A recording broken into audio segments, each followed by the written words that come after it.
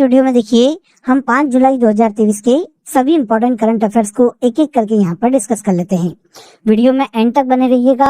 आइए आज की करंट अफेयर का सबसे पहला क्वेश्चन देख लेते हैं। ग्लोबल शतरंज लीग 2023 का खिताब किसने जीता? पहले ये जान लेते हैं कि इसका आयोजन 2023 में किया कहाँ गया है। तो देखिए ग्लोबल शतरंज लीग 2023 की बात करें तो हाल ही में इसका आयोजन दुबई में किया गया है। पहला फैक्टर तो ये इम्पोर्टेंट हो जाता है। 2023 की ये जो शतरंज लीग है ये देखिए त्रिवेणी कॉन्टिनेंटल किंग्स ने अपने नाम की है। आंसर बी हो जाएगा। डेनमार्क के ग्रैंड मास्टर योनास जेयर ने देखिए सडन डेथ मुकाबले में अपग्रेड मुंबा मास्टर्स को हराकर त्रिवेणी कॉन्टिनेंटल किंग्स को अपना पहला ग्लोबल शतरंज लीग का खिताब दिलवाया है। तो यहाँ पर इस प्रतियोगिता में देखिए विनर हो जाती है त्रिवेणी कॉन्टिनेंटल किंग्स और रनर अप हो जाती है अपग्रेड मुंबा मास्टर्स की टीम। अब देखिए ग्लोबल शतरंज लीग जो कि चेस का एक कंपटीशन है फ्रेंड्स, इसका आयोजन टेक महिंद्रा और इंटरनेशनल चेस फेडरेशन के द्वारा करवाया जाता है। इस साल देखिए 2023 में ग्लोबल शतरंज लीग का ये पहला संस्करण है, पहला सीजन है जिसका आयोजन दुबई में किया गया था। टोटल 6 टीमों ने इस चैंपियनशिप में पार्टिसिपेट किया था। नाम याद रखने की कोई जरूरत नहीं है हमको, केवल ये याद रख लीजिएगा कि 6 टीमों ने इस शतरंज लीग में पार्टिसिपेट किया था। त्रिवेणी कॉन्टिनेंटल किंग्स ने ग्लोबल शतरंज लीग 2023 का पहला खिताब अपने नाम कर लिया है। नेक्स्ट देखिए 6th young women national boxing championship का खिताब किसने जीता है? तो हाल ही में देखिए 6th young women national boxing championship का खिताब हरियाणा की टीम ने अपने नाम किया है। आंसर सी हो जाएगा। हाल ही में देखिए इस मुक्केबाजी चैंपियनशिप का आयोजन मध्य प्रदेश के भोपाल में किया गया था, जिसमें हरियाणा की मुक्केबाजी टीम शीर्ष स्थान पर रही है। सेकंड स्थान पर उत्तराखंड की मुक्केबाजी टीम है और तीसरे स्थान पर इस चैंपियनशिप में दिल्ली की मुक्केबाजी टीम रही है। हरियाणा की देखिए प्रिया को 57 किलोग्राम वर्ग में अपने प्रदर्शन के कारण बेस्ट बॉक्सर का अवार्ड दिया गया है और इसके अलावा एमपी की अंजलि सिंह को बेस्ट प्रॉमिसिंग बॉक्सर का अवार्ड इस चैंपियनशिप में दिया गया है। तो 6th young women national boxing championship में पहले स्थान पर हरियाणा राज्य रहा है। हाल ही में साई हीरा ग्लोबल कन्वेंशन सेंटर का उद्घाटन किस राज्य में किया गया? तो साई हीरा ग्लोबल कन्वेंशन सेंटर का हाल ही में इनॉग्रेशन भारत के आंध्र प्रदेश राज्य में किया गया है। आंध्र प्रदेश में भारत के पीएम नरेंद्र मोदी ने वर्चुअली देखिए आंध्र प्रदेश के पुट्टपर्थी में साई हीरा ग्लोबल कन्वेंशन सेंटर का इनॉग्रेशन किया। अब एक्चुअल में ये कन्वेंशन सेंटर है क्या?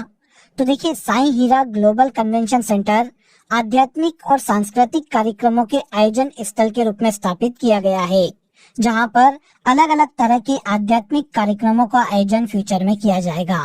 पुट्टपर्थी जो कि आंध्र प्रदेश में स्थित है, सत्य साई बाबा के नाम से जाना जाता है। ये एक संत थे जिनका यहाँ पर आश्रम स्थित है, जो कि देखिए सांस्कृतिक आदान प्रदान, आध्यात्मिक और वैश्विक सद्भाव बढ़ाने का एक महत्वपूर्ण स्थान है।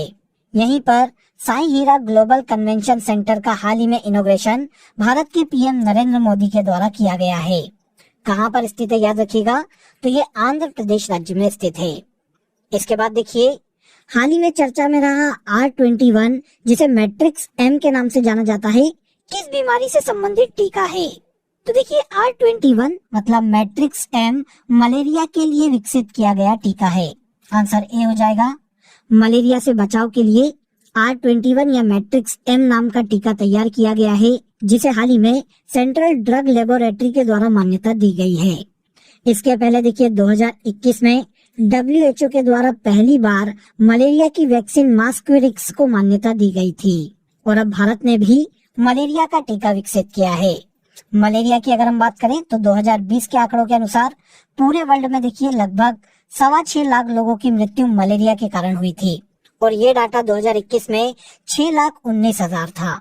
WHO की 2021 की रिपोर्ट के अनुसार भारत में कुल मरने वालों में मलेरिया के मामले 1.7% है और यहीं पर अगर हम वैश्विक स्तर की बात करें, पूरे वर्ल्ड की बात करें, तो पूरे वर्ल्ड में होने वाली कुल डेथ का 1.2% डेथ जो है वो मलेरिया डिसीज के कारण हुई है।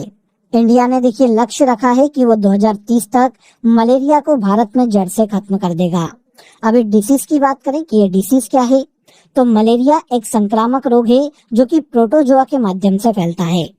इसका वाहक एनोफिलीज मच्छर है, जिसके काटने से ये रोग होता है। इसके प्रति जागरूकता फैलाने के लिए पूरे विश्व में 25 अप्रैल को वर्ल्ड मलेरिया डे के रूप में मनाया जाता है। 25 अप्रैल को याद रखिएगा, एग्जाम में पूछा जाता है। हाल ही में भारत में R21 या मैट्रिक्स एम नाम का टीका विकसित किया गया है, जो कि मलेरिया का टीका है। हाल ही में चर्चा में रही माना पटेल का संबंध किस खेल से है? माना पटेल की बात करें तो ये तैराकी से संबंधित खिलाड़ी है। हाल ही में हैदराबाद में आयोजित राष्ट्रीय तैराकी चैंपियनशिप में देखिए, इन्होंने 100 मीटर बैक स्ट्रोक स्पर्धा में एक नेशनल रिकॉर्ड बनाया है। अब ये रिकॉर्ड क्या है? इन्होंने देखिए 100 मीटर बैक स्ट्रोक स्पर्धा ऑलमोस्ट 1 मिनट 3 सेकंड में पूरी की है, जो कि एक नया नेशनल रिकॉर्ड है। भारत की स्विमर माना पटेल ने देखिए 2016 में रियो ओलंपिक और 2020 में टोक्यो ओलंपिक में भी भारत का प्रतिनिधित्व किया था, और अब इन्होंने 100 मीटर बैक स्ट्रोक स्पर्धा में एक नया नेशनल रिकॉर्ड बनाया है। माना पटेल स्विमिंग से संबंधित खिलाड़ी है। अगले क्वेश्चन पर आते हैं। हाल ही में भारतीय स्टेट बैंक ने किसे अपना मुख्य वित्तीय अधिकारी मतलब CFO नियुक्त किया है? तो भारतीय स्टेट बैंक ने कामेश्वर राव कोदावंती को अपना नया CFO नियुक्त किया है। इसके पहले देखिए चरणजीत सुरिंदर सिंह इस पद पर थे। अब इनके स्थान पर कामेश्वर राव कोदावंती को भारतीय स्टेट बैंक का नया CFO नियुक्त किया जाएगा। भारतीय स्टेट बैंक की बात करें तो यह सरकारी क्षेत्र का भारत का सबसे बड़ा बैंक है। इसका इतिहास देखने जाएं तो इसकी शुरुआत ब्रिटिश शासनकाल में हुई थी। 19वीं शताब्दी में देखिए 2 जून 1806 को कलकत्ता में सबसे पहली बार स्टेट बैंक का एक रूप अस्तित्व में आता है। कलकत्ता में अंग्रेजों के द्वारा बैंक ऑफ कलकत्ता स्थापित किया जाता है, जिसका नाम 1809 में बैंक ऑफ बंगाल कर दिया जाता है। तो सबसे पहली बार स्टेट बैंक का जो प्रारंभिक रूप है वो हमें बैंक ऑफ बंगाल के रूप में देखने को मिलता है। आगे चलकर 1840 में बैंक ऑफ बॉम्बे बनाया जाता है अंग्रेजों के द्वारा, और 1843 में बैंक ऑफ मद्रास का निर्माण किया जाता है। 1921 में इन तीनों को मर्ज करके इंपीरियल बैंक ऑफ इंडिया बना दिया जाता है, और भारत की आजादी के बाद इंपीरियल बैंक ऑफ इंडिया को 1955 में स्टेट बैंक ऑफ इंडिया बना दिया जाता है। तो वर्तमान जो स्टेट बैंक हमको देखने को मिलता है उसकी स्थापना 1 जुलाई 1955 को हुई थी। तो ये पूरा इतिहास है जो कि मैंने आपको बताया। इसका मुख्यालय मुंबई में है, और वर्तमान में SBI के चेयरमैन के पद पर दिनेश कुमार खरा है। कामेश्वर राव कोदावंती अब SBI के नए CFO बनाए गए हैं। हाल ही में गायिका सुदक्षिणा शर्मा का निधन हो गया। इनका संबंध किस राज्य से था? देखिए सुदक्षिणा शर्मा, एक आपने नाम सुना होगा हेमंत बिस्वा शर्मा। कहाँ से है ये? असम से है। इसीलिए सुदक्षिणा शर्मा भी असम की एक बहुत ही लोकप्रिय गायिका थी, जिनका हाल ही में देखिए लंबी बीमारी के बाद निधन हो गया है। तो आंसर हमें मिल गया, सुदक्षिणा शर्मा का संबंध असम राज्य से है। सुदक्षिणा देखिए असम के एक बहुत ही फेमस संगीत घराने हजारिका घराने से संबंधित है। इनके निधन पर हाल ही में असम के CM हेमंत बिस्वा शर्मा ने भी शोक व्यक्त किया था। तो सुदक्षिणा शर्मा असम की एक लोकप्रिय गायिका थी, जिनका हाल ही में निधन हो गया है।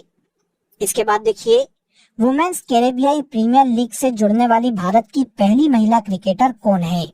तो विमेन्स कैरेबियाई प्रीमियर लीग से जुड़ने वाली भारत की पहली महिला क्रिकेटर श्रेयांका पाटिल है। आंसर ए हो जाएगा। श्रेयांका पाटिल देखिए विमेन्स कैरेबियाई प्रीमियर लीग से जुड़ने वाली भारत की पहली महिला क्रिकेटर बन गई है। हालांकि देखिए ये जूनियर क्रिकेटर है, अनकेप्ड भारतीय महिला खिलाड़ी है, जिन्होंने देखिए हाल ही में ये कॉन्ट्रैक्ट साइन किया है। भारत की युवा ऑफ स्पिनर श्रेयांका पटेल ने गुयाना अमेजन वॉरियर के साथ करार किया है, और इसी के साथ ये किसी भी विदेशी T20 लीग का कॉन्ट्रैक्ट पाने वाली भारत की पहली महिला खिलाड़ी बन गई है। इन्हें देखिए पिछले महीने इमर्जिंग महिला एशिया कप में प्लेयर ऑफ द सीरीज भी चुना गया था। विमेन्स कैरेबियाई प्रीमियर लीग से जुड़ने वाली पहली भारतीय महिला क्रिकेटर श्रेयांका पाटिल बन गई है। हाल ही में स्टार्टअप 20 शिखर सम्मेलन का आयोजन कहाँ किया गया? स्टार्टअप 20 शिखर सम्मेलन का आयोजन हाल ही में हरियाणा में किया गया है। आंसर ए हो जाएगा। देखिए आप सभी जानते हैं कि 2023 में G20 की अध्यक्षता भारत के पास है। इसी के तहत स्टार्टअप 20 एंगेजमेंट ग्रुप के द्वारा हरियाणा के गुरुग्राम में हाल ही में स्टार्टअप 20 शिखर सम्मेलन का आयोजन किया गया। जिसका शुभारंभ देखिए भारत के केंद्रीय वाणिज्य और उद्योग राज्य मंत्री सोम प्रकाश के द्वारा किया गया है। अब देखिए इस सम्मेलन का नाम स्टार्टअप 20 शिखर सम्मेलन है। तो यहाँ से ये पता चल जाता है कि इस सम्मेलन में भारत में स्टार्टअप से जुड़े हुए महत्वपूर्ण विषयों पर चर्चा की गई है। स्टार्टअप 20 शिखर सम्मेलन का मुख्य उद्देश्य ही भारत में स्टार्टअप्स को बढ़ावा देना है। तो भारत में स्टार्टअप के विकास में क्या क्या हर्डल्स आ रहे हैं, क्या क्या प्रॉब्लम्स आ रही है, इन सभी विषयों पर इस शिखर सम्मेलन में चर्चा की गई है। तो स्टार्टअप 20 शिखर सम्मेलन का आयोजन हाल ही में भारत के हरियाणा राज्य में किया गया है। इसके बाद आज के करंट अफेयर का लास्ट क्वेश्चन देखिए, हाल ही में महाराष्ट्र का उप मुख्यमंत्री किसे बनाया गया है? तो महाराष्ट्र के नए डिप्टी चीफ मिनिस्टर हाल ही में अजित पवार बनाए गए हैं। अजित पवार की अगर हम बात करें तो ये एनसीपी के विधायक हैं, जिसे नेशनलिस्ट कांग्रेस पार्टी के नाम से जाना जाता है। एनसीपी के 8 विधायकों के साथ अजित पवार ने देखिए शिवसेना से गठबंधन कर लिया है और इन्होंने हाल ही में महाराष्ट्र के नए डिप्टी चीफ मिनिस्टर के पद की शपथ ली है। इनके पहले देखिए महाराष्ट्र के एक और deputy chief minister Devendra Fadnavis है। इस तरह से अब महाराष्ट्र में 2 डिप्टी चीफ मिनिस्टर हो गए हैं। और इसके अलावा एकनाथ शिंदे जो कि शिवसेना के व्यक्ति हैं, ये महाराष्ट्र के वर्तमान में मुख्यमंत्री हैं। महाराष्ट्र की बात करें तो यहाँ पर विधानसभा की कुल सीटों की संख्या 288 है और यहाँ पर सत्ता पक्ष में शिवसेना है, जिसके मुख्यमंत्री एकनाथ शिंदे हैं।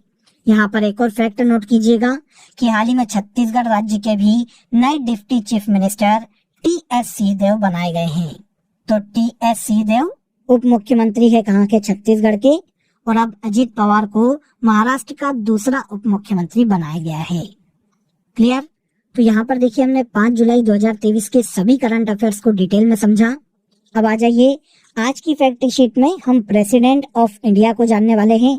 भारत के आजादी के बाद से अभी तक जितने भी प्रेसिडेंट हुए हैं उनके कार्यकाल को आज हम इस फैक्ट शीट में जानने वाले हैं। भारत के सबसे पहले प्रेसिडेंट डॉक्टर राजेंद्र प्रसाद थे, जो कि 1950 से लेकर 1962 तक भारत के प्रेसिडेंट रहे हैं। इसके बाद सेकेंड डॉक्टर एस राधाकृष्णन थे, 1962 से 1967 तक। जाकिर हुसैन 1967 से 1969 तक। वी गिरी 1969 से लेकर 1974 तक भारत के चौथे राष्ट्रपति थे। फखरुद्दीन अली अहमद 1974 से लेकर 1977 तक भारत के प्रेसिडेंट थे। नीलम संजीव रेड्डी 77 से 82 तक। ज्ञानी जैल सिंह 82 से 87 तक। आर वेंकट रमन 87 से 92 तक भारत के 8वें प्रेसिडेंट। आगे आइए, डॉक्टर शंकर दयाल शर्मा 1992 से 1997 तक भारत के 9वें राष्ट्रपति रहे। के.आर. नारायण 1997 से 2002 तक रहे हैं।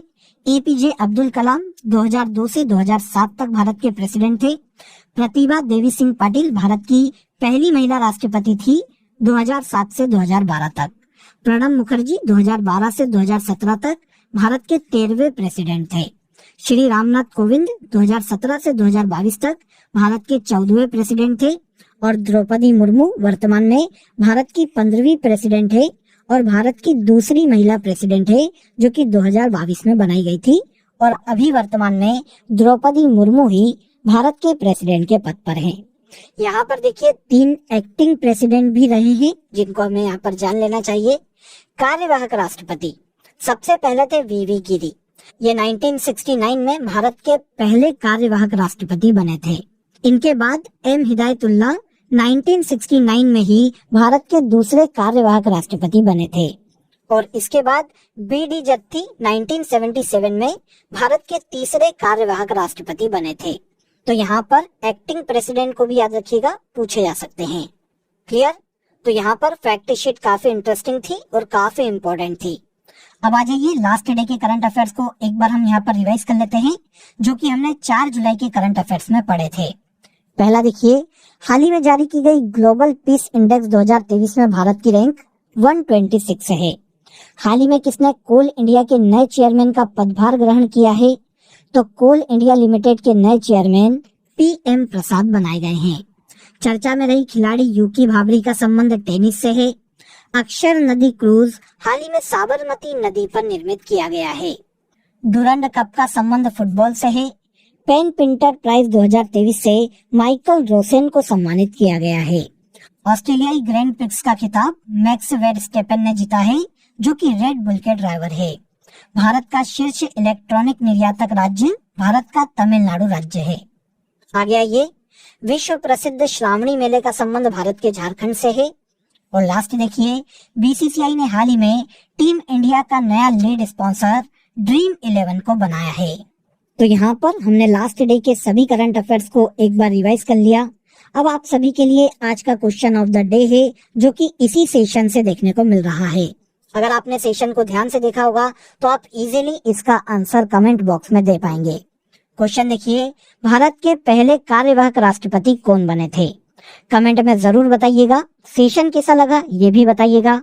अगर वीडियो पसंद आया हो तो वीडियो को लाइक और शेयर कर दीजिए। चैनल को सब्सक्राइब कर लीजिए। कल फिर मुलाकात करेंगे नेक्स्ट डे के करंट अफेयर में। तब तक अपना ख्याल रखिए। जय हिंद, जय भारत।